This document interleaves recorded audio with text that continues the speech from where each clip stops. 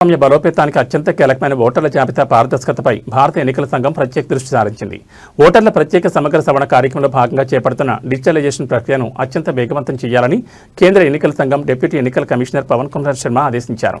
శుక్రవారం న్యూఢిల్లీ నుండి ఎన్నికల సంఘం కార్యదర్శి నవీన్ కుమార్తో కలిసి ఆయన తెలంగాణ రాష్ట్ర ప్రధాన ఎన్నికల అధికారి, అన్ని జిల్లాల ఎన్నికల అధికారులు మరియు కలెక్టర్లతో వీడియో కాన్ఫరెన్స్ ద్వారా సుదీర్ఘ సమీక్ష నిర్వహించారు. డోర్నకల్ మండలం తహసీల్దార్ కార్యాలయం నుంచి జిల్లా కలెక్టర్ స్నేహా శబరీష్ ఈ కాన్ఫరెన్స్లో పాల్గొని క్షేత్రస్థాయి అప్డేట్స్ అందించారు. 18 సంవత్సరాల వయసు నుండి అర్హత కలిగిన ప్రతి భారతీయ పౌరుడికి ఓటు హక్కు కల్పించడమే లక్ష్యంగా ఈ ప్రత్యేక సవరణ డ్రైవ్ సాగుతోంది.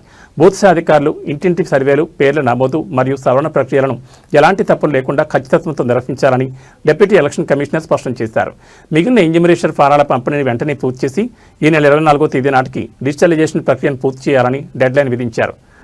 అర్హులైన ప్రతి ఒక్కరికి ఓటు హక్కు కల్పించేందుకు క్షేత్రస్థాయి యంత్రాంగం శ్రమిస్తున్న వేళ సరైన విచారణ లేకుండా ఏ ఒక్క ఓటర్ పేరును కూడా జాబితా నుంచి తొలగించకూడదని కమిషన్ కఠినమైన రూల్స్ విధించింది.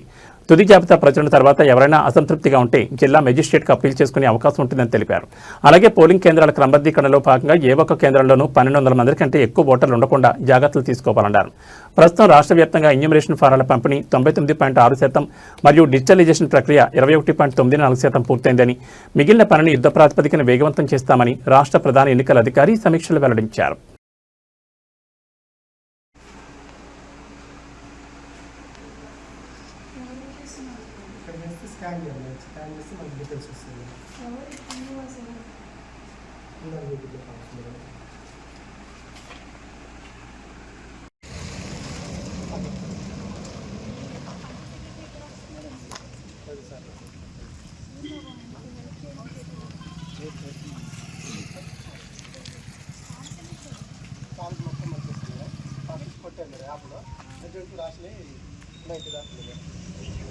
యాప్లో